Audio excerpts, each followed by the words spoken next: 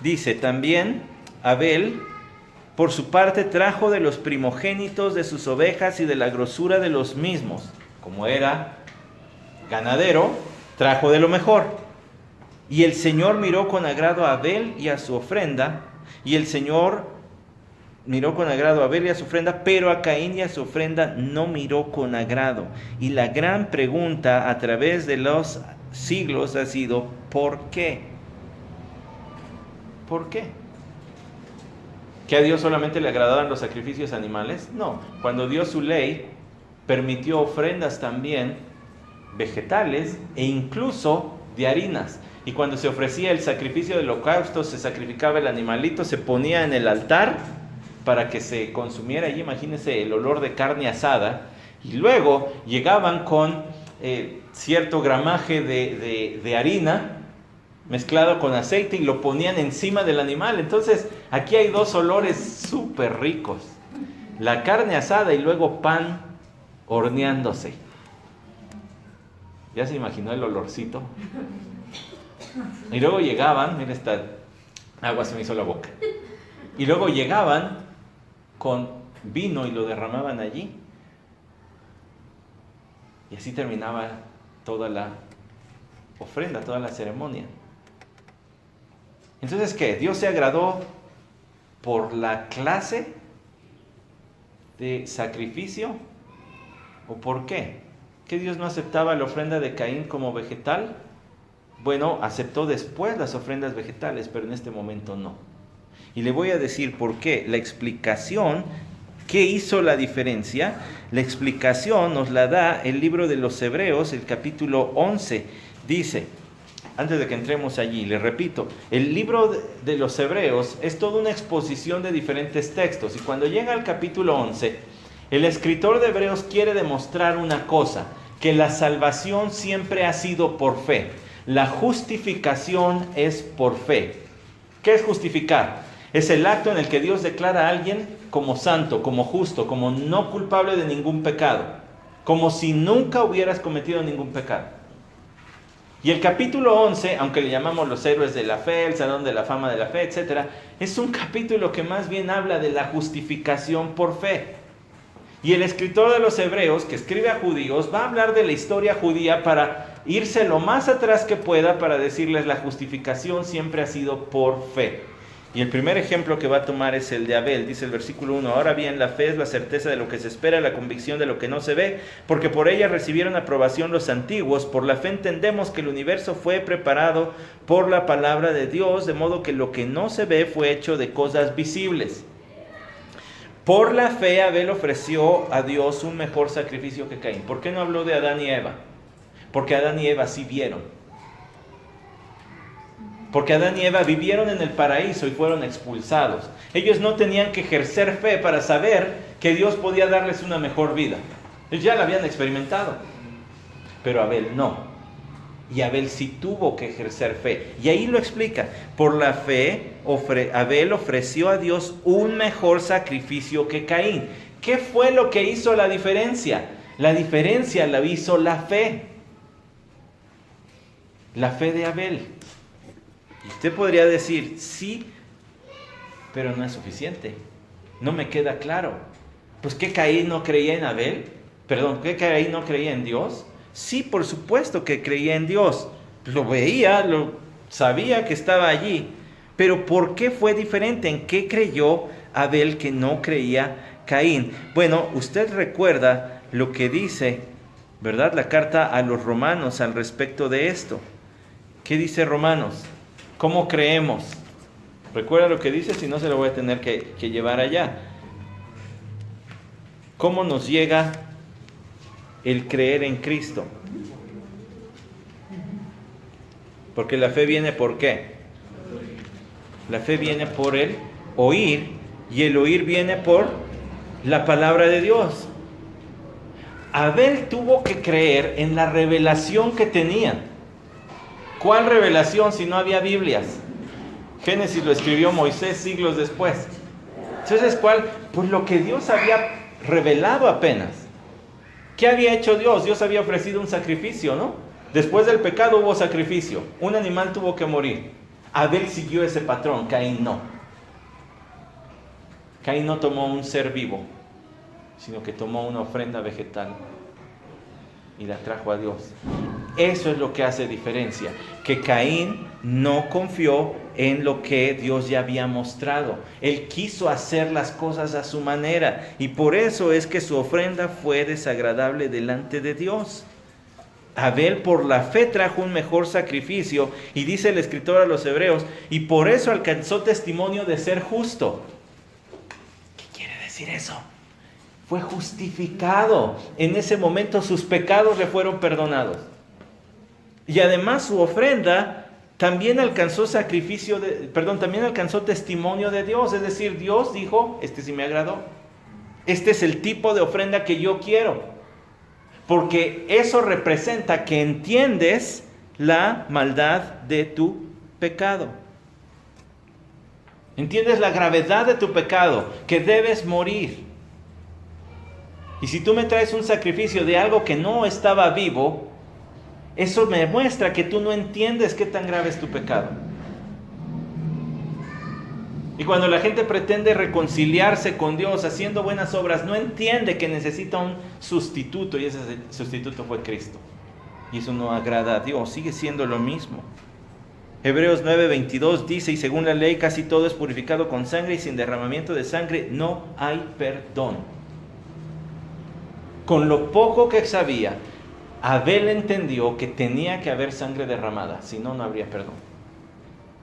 Caín no entendió eso, o no lo quiso reconocer. Romanos 7:17 es donde dice, así que la fe viene del oír, y el oír por la palabra de Cristo. Entonces, ¿cómo llegamos a tener fe? Escuchando y obedeciendo lo que Dios dice.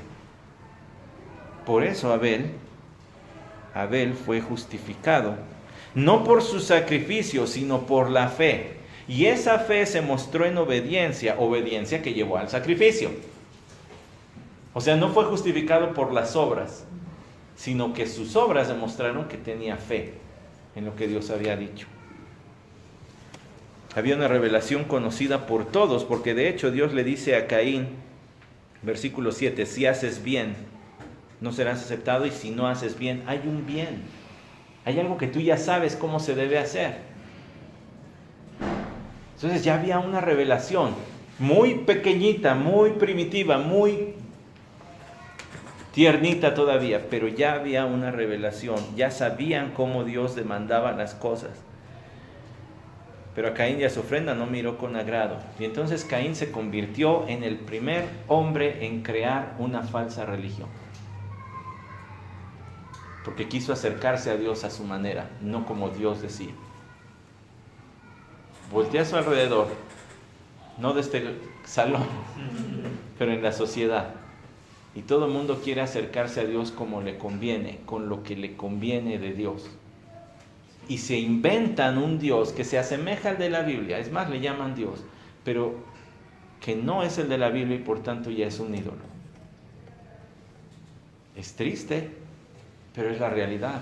Y hasta que usted y yo veamos a la gente así, vamos a sentir el deseo y la necesidad de predicarles. Mientras que pensemos que los cristianos están en un extremo y los satánicos están en el otro extremo de la cuerda, no veremos a la gente en la necesidad que tiene de Dios. En realidad, el que no es cristiano está del otro lado, completamente, 180 grados opuesto. Por eso es necesario que veamos esto. Dice además ese mismo versículo 5, y Caín se enojó mucho y su semblante se demudó, y esta es una expresión súper gráfica, porque dice que Caín se encendió, se enojó mucho, se encolerizó. De esas que se cambia el rostro tanto que se pone rojo, del coraje. Y le tengo algo más. Cuando dice allí, su semblante se demudó, cuando habla de ese demudar el semblante, a lo que se refiere es a agachar. Literalmente se podría traducir como colgó la cabeza, es decir, la dejó caer. Como cuando alguien quiere dar una apariencia sombría, intimidante, amenazante, ver de abajo hacia arriba a otra persona con odio. Lo sorprendente, hermanos, está en el versículo 6. Entonces el Señor dijo a Caín: ¿por qué estás enojado? ¿Y por qué se ha demudado tu semblante? Dios reconoció, es omnisciente, sabía el grado de enojo de Caín. Y que además había tomado una postura de odio. Y no se nos dice a quién. Estaba encolerizado y tomó una postura, ha visto, ¿no? Por lo menos en las películas, de gente que se enoja y agacha la mirada como queriendo tomar un arma y matar al otro. A esa es la postura a la que se refiere aquí. Pero no se nos dice que contra su hermano Abel. Y el primero que se acerca es Dios. ¿Por qué? ¿Por qué miras así? Quizás su enojo estaba dirigido tanto a Abel como a Dios. A final de cuentas, el que había rechazado su ofrenda era Dios, no Abel. Podía haber sentido envidia de su hermano Abel, pero dice que sintió coraje. Más bien su coraje debe haber sido contra Dios.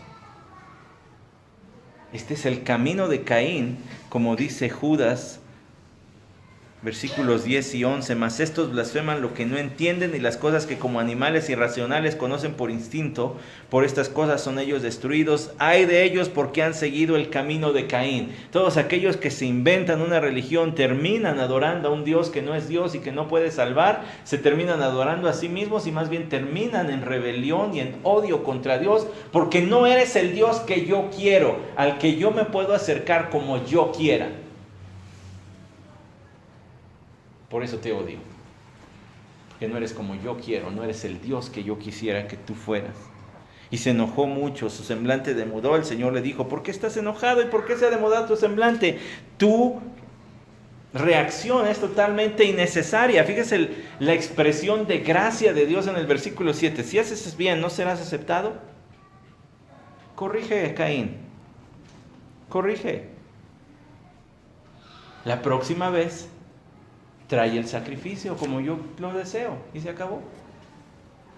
Ojo, hermanos, porque Adán y Eva incurrieron en una falta y los echó del paraíso. A este le está extendiendo gracia. A este le está diciendo: la próxima vez hazlo bien y no hay problema. Si haces el bien, seguro te voy a aceptar. ¿No serás aceptado? Es una pregunta retórica.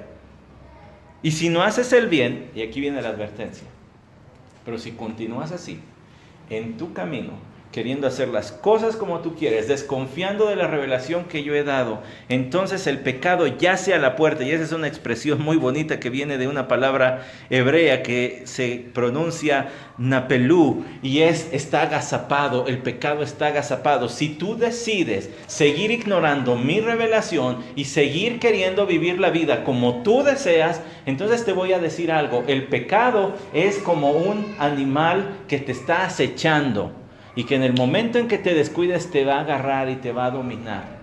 ¿Ha visto usted algún video? Digo, no son videos muy bonitos de ver, pero ¿ha visto alguno de ustedes algún video en YouTube quizá, o en algún documental de gente atacada por un oso, por ejemplo, o por un tigre? ¿Ha visto la fuerza descomunal de esos animales? Los mueven, bueno, al menos han visto un torero cuando es agarrado por el toro, prendido por el toro, los sacuden como trapos.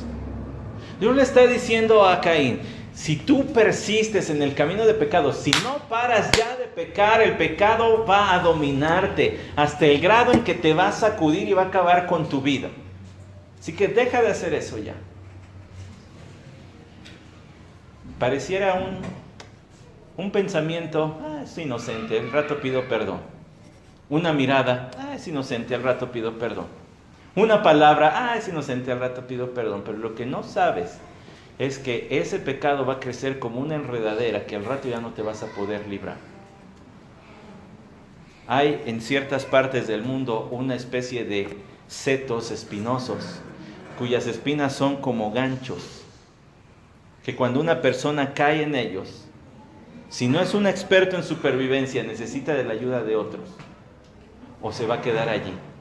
Porque al moverse se sigue enganchando y enganchando y enganchando, hasta que ha habido gente que se queda enganchada y se muere allí, de pie, de sed, de hambre.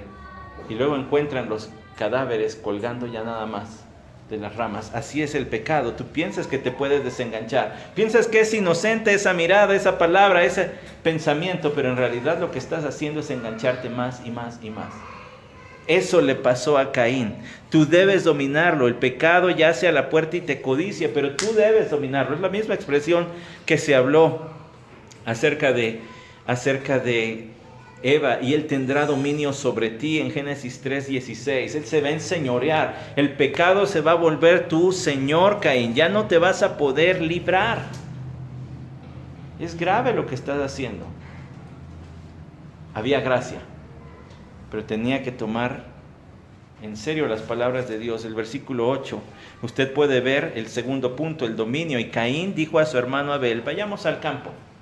Es curioso, ¿no? Esto despierta nuestra imaginación, pues en dónde vivían, cómo vivían, que le dice vamos al campo. Pues usted y yo decimos vamos al campo y nos vamos a la Marquesa.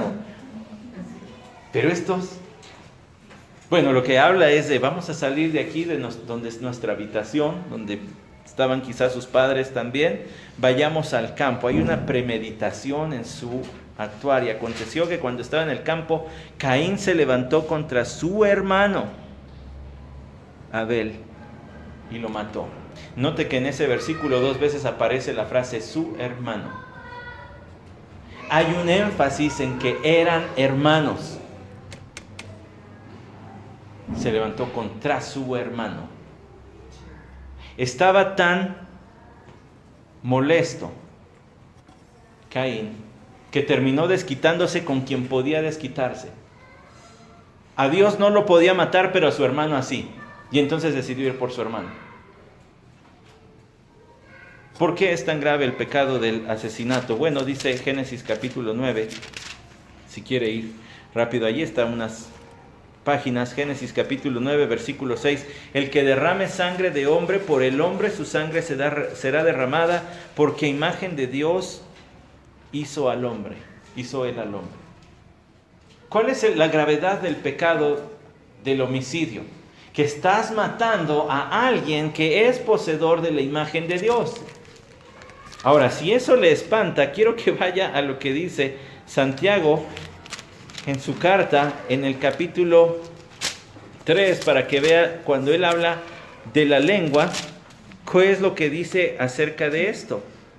Versículo 9, Santiago 3:9, con ella bendecimos a nuestro Señor y Padre, y con ella maldecimos a los hombres que han sido hechos a imagen de Dios.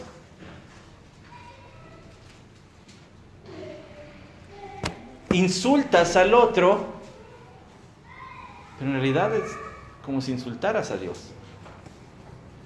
Matas a este porque no puedes matar a Dios, porque te molesta lo que ves de él, lo que ves de Dios en él. Y así Caín mató a Abel porque no podía matar a Dios.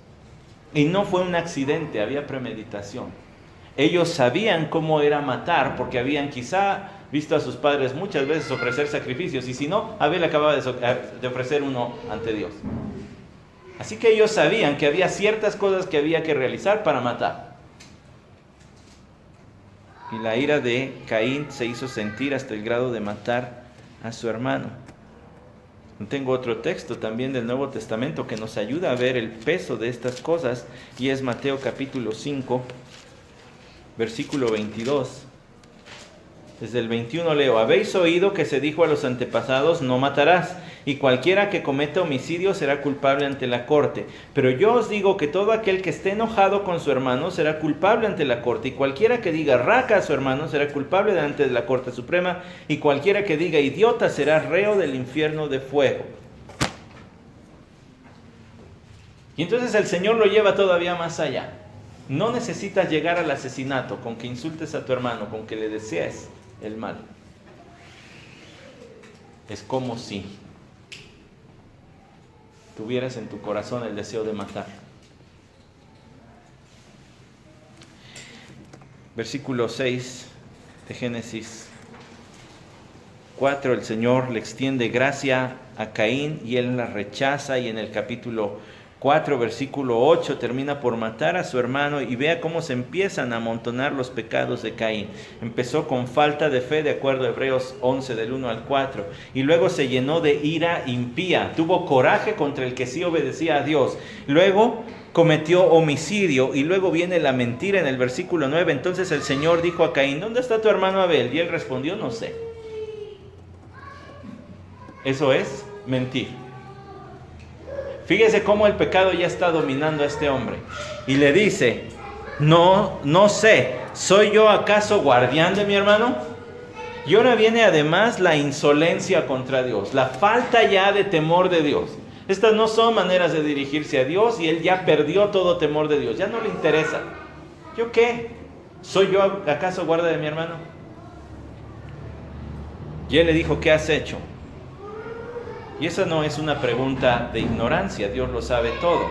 Esa es una pregunta retórica para decirle: mira el tamaño de lo que acabas de hacer. La voz de la sangre de tu hermano clama a mí desde la tierra. La voz de la sangre de tu hermano clama a mí. Dios se lo tomó personal. Clama a mí. Hiciste a tu hermano lo que no me pudiste hacer a mí. Y su sangre clama. Dios siempre se toma personalmente lo que se hace contra los suyos. Siempre. ¿Por qué? Bueno, recuerda lo que dice Mateo 23:35. Recuerda esas palabras del Señor. Si no, yo se las leo. Dice, está recriminándoles a los fariseos y a los escribas y les dice: por tanto, mirad, yo os envío profetas, sabios y escribas. De ellos a unos mataréis y crucificaréis, y a otros azotaréis en vuestras sinagogas y los perseguiréis de ciudad en ciudad, para que recaiga sobre vosotros la culpa de toda la sangre justa derramada sobre la tierra, desde la sangre del justo Abel hasta la sangre de Zacarías. Siempre este conflicto entre los hijos de Dios y los hijos del diablo, y cuando hay sangre de los hijos de Dios derramada, Dios la toma en cuenta. No se le olvida. Le doy otro ejemplo. Apocalipsis capítulo 16, versículos 4 al 7. Hay varios de estos ejemplos, pero por cuestión de tiempo solo menciono dos. Apocalipsis 16 dice: el tercer ángel derramó su copa en los ríos y en las fuentes de las aguas, y se convirtieron en sangre, y oía el ángel de las aguas que decía: justo eres tú, el que eres y el que eras, oh santo, porque has juzgado estas cosas. Pues ellos derramaron sangre de santos y profetas, y tú les has dado a beber sangre. Lo merecen. Dios castigará allí, cuando ya está el final del Apocalipsis en las copas, Dios castigará convirtiendo toda el agua en sangre. ¿Qué va a suceder?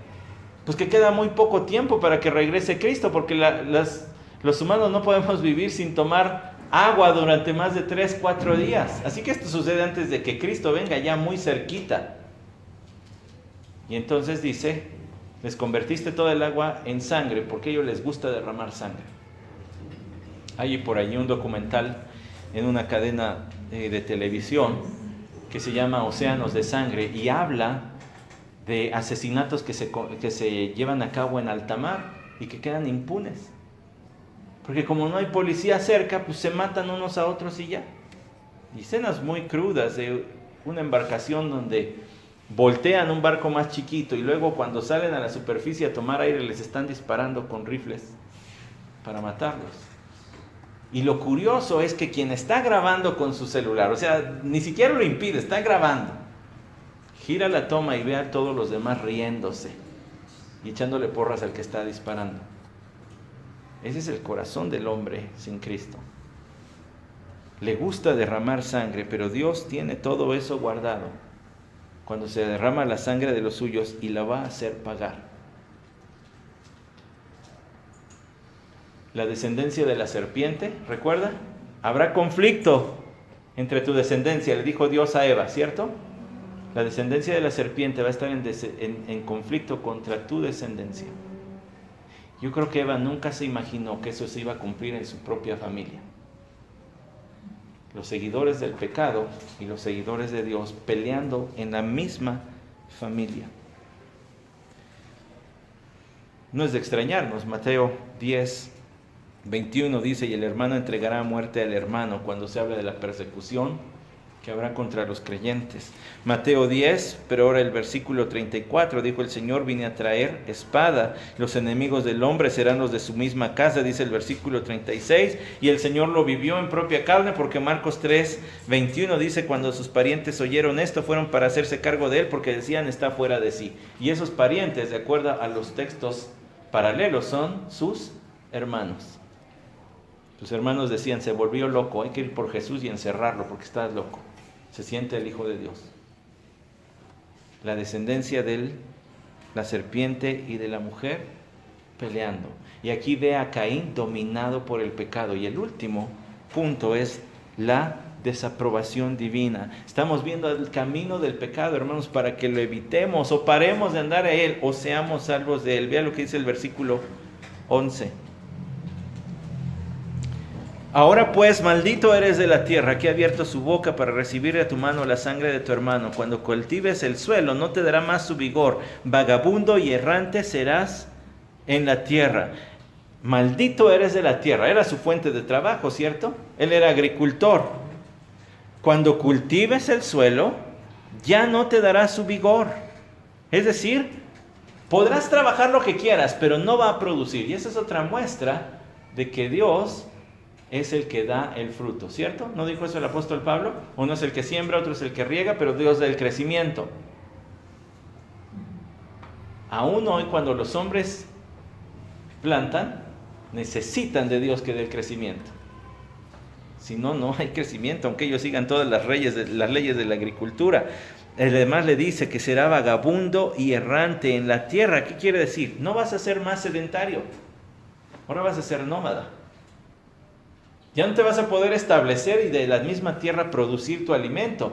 Como ya no te va a producir, ahora vas a tener que andar por todos lados buscando alimento. Una vida sin rumbo, una vida sin productividad. Y le dice que no tendrá arraigo. No tendrá arraigo. Ahora vas a tener que andar por todos lados por lo que hiciste. Y sin embargo, uno esperaría que Caín tenga otra reacción. Una vez que ha recibido la desaprobación de Dios, que entre en razón y diga: sí es cierto, me lo merezco, Dios perdóname, ¿qué hago? Ya lo maté, pero ¿qué hago yo? Me disculpo con mis padres. El versículo 13 dice: Caín dijo al Señor: mi castigo es demasiado grande para soportarlo. No hay ni sombra de arrepentimiento, porque está diciendo: lo que hice no es para tanto. No es para tanto. Es demasiado grande el castigo para lo que hice. Eres injusto, Dios. Me estás castigando más allá de lo que debes. O sea que no entendió la gravedad del pecado, por eso no llevó un sacrificio y por eso se atrevió a matar, pero también por eso dijo: Dios es injusto. Y tanta gente hoy dice: Dios es injusto. ¿Cómo que nada más creyendo? ¿Cómo que haciéndose cristiano? No. Dios nos ama a todos. Todos somos sus hijos. Ve a Andrea Legarreta lo que dice en las mañanas. Todos somos hijos de Dios. Él nos ama a todos como somos. ¿Sí? Mangos. Eso no es cierto. Eso no es cierto. Dios no manda el pecado. Esa frase de Dios ama al pecador pero odia al pecado. No es cierto, porque no manda al infierno al pecado, manda al pecador. Ve qué fácil es inventarse otro Dios, como el que se había inventado Caín. No es cierto. No era para tanto Dios. El verdadero arrepentimiento restaura lo que puede restaurar. ¿Se acuerda de Zaqueo? Señor, aquí la mitad de lo que tengo doy a los pobres. Y si en algo he defraudado, voy a darle más de lo que la ley exige que le tengo que pagar. El verdadero arrepentimiento, el que le duele el pecado y el que recibe el perdón de Dios en sus condiciones, restaura lo que se puede restaurar, pero también recibe cualquier consecuencia en humildad. Si esto me merezco, está bien, Señor. Pero Caín no. Caín dijo: no, esto es demasiado. ¿Por qué? ¿Por qué aquí me has arrojado de la faz de la tierra y de tu presencia? No es cierto, no lo sacó de la tierra. Simplemente estaba diciéndole: ya no te va a producir. Y de tu presencia me esconderé. No te estoy diciendo que te vayas de mi presencia, pero en su corazón está la resolución de entonces yo ya no quiero nada de ti. Como no me vas a dar lo que yo necesito, entonces no quiero saber nada de ti, Dios. Y mucha gente así es. Es que tú que eres cristiano, pídele a Dios por mi familiar. Y el familiar termina empeorándose y entonces menos quiere nada de Dios. Así es el hombre que no quiere aceptar a Dios en sus términos. Y seré vagabundo y errante en la tierra, y sucederá que cualquiera que me halle me matará. No te vas a escapar tan fácil. No te vas a escapar tan fácil. ¿Por qué? Como no entiendes, como dices que soy injusto, como dices que lo que hiciste no era tan grave, entonces el Señor le dijo, no será así. No voy a permitir la salida fácil. Pues cualquiera que mate a Caín 7 veces sufrirá venganza. Y puso el Señor una señal sobre Caín para que cualquiera que lo hallase no lo matara. Y salió peor. Porque ahora en vez de que alguien lo mate, ahora Dios le iba a preservar la vida. Una vida tamaño Génesis, de cientos de años, de vagabundo, de errante, sin productividad, viviendo de lo que pueda, arrancándole de lo que pueda, cosechando de lo silvestre y no de lo que él iba a producir. Ese es el camino del pecado. Termina en desolación, en desaprobación, cosechando consecuencias. Pues nosotros podríamos decir, gracias al Señor nos salvó. Sí, gracias al Señor nos salva.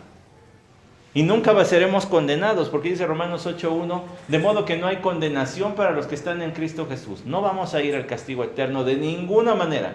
Ni un pelo se nos va a quemar en el infierno. Pero en esta vida, si perseveramos en el camino del pecado, podríamos llegar a cosechar consecuencias que permanezcan el resto de nuestra vida. Y sí hay perdón, por supuesto hay gracia. Usted viene a Cristo Jesús y sus pecados son perdonados. Y Él le da la gracia y la ayuda para llevar a cabo la vida aun con consecuencias que pudieran permanecer. Pero ¿por qué llegar ahí si no es lo que Dios quiere? ¿Por qué no parar en el camino del pecado desde que está la tentación? ¿O por qué no parar en el camino del pecado cuando ya se reconcilió con el Señor? Cuando Él le ha extendido la gracia y se le extiende diariamente porque sus misericordias son nuevas cada mañana, ¿cierto? Mejor parar allí y no seguir como lo hizo Caín y terminar dominado y cosechando consecuencias para el resto de su vida. Dios le dijo, ofrece lo que es bueno. No lo hizo. Hizo su plan, mató a su hermano y todavía fue desafiante contra Dios, y entonces Dios dijo, pues ahora te voy a condenar a una vida horrible, una vida de mendigo. Y lo que le esperaba a Caín después de esta vida fue peor.